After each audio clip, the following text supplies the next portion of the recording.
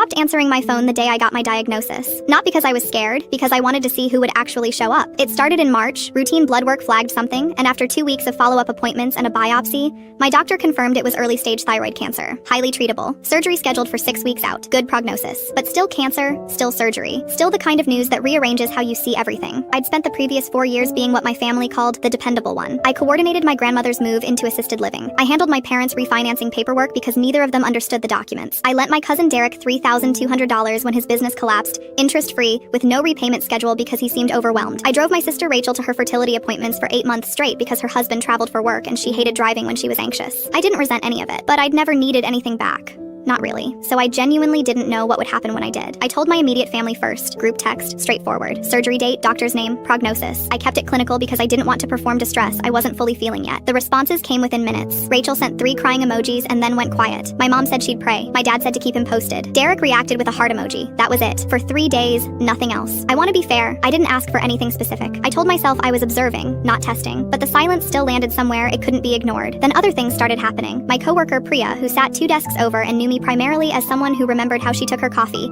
asked quietly one morning if I was okay. I'd mentioned the surgery offhandedly the week before. She'd apparently gone home and researched everything, printed nothing, just listened, and then spent the next month coordinating meal drop-offs with 4 other coworkers without telling me until the first bag appeared at my door. My upstairs neighbor James, a retired teacher I'd spoken to maybe a dozen times total, started leaving his number on sticky notes on my door. Call if you need a ride anywhere. Doesn't have to be medical. Groceries count.